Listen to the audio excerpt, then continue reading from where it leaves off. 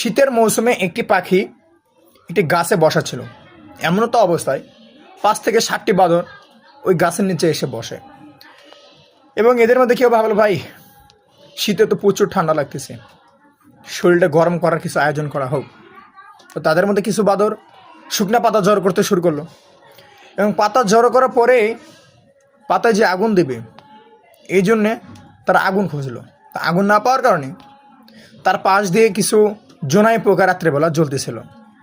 তাদের মধ্যে কিছু বাঁদর সে জোনাই পোকাটি গিয়ে নিয়ে এসে এ পাতার ভিতরে দিল, দিয়ে অনেকেই ফুকাইতে শুরু করলো যে এতে আগুন ধরবে। তবে উপর থেকে ওই পাখিটি বলতেছে, ভাই এটা জোনাই পোকা, এখান থেকে আগুন আসবে না, তোমরা একটা কাজ করো, 2টা পাথর নিয়ে পাথরে পাথরে ঘষা দাও, আগুন আসবে এখান থেকে। কিন্তু বাঁদর সে বলতেছে, তুমি ছোট্ট একটা পাখি, তুমি কি বুঝবা। তারপর তিনারা আবারও নতুন করে জোনাই পোকা ধরে নিয়ে এসে এবার 2 পোকায় ঠোকা দেয় যখন আগুন আসে সেখান থেকে পাখি আবারও বলল, ভাই এটা জোনাই পোকা, এখান থেকে আগুন আসবে না, তোমরা 2টা পাথরে ঠোকা দাও, এখান থেকে আগুন আসবে।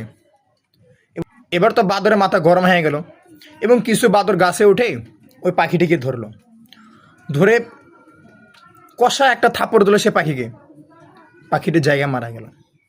এই গল্পের মাধ্যমে শিক্ষণীয় জিনিস হচ্ছে একটাই, যে আমরা অনেকেই অনেক প্রকারের ব্রেন দেয় অনেক মানুষকে ভালো কথা বোঝানোর জন্য, কিন্তু তারা না বুঝে তাদের তো উপকার লাগেই না, উল্টা আমাদের ক্ষতি করে ফেল দেয়।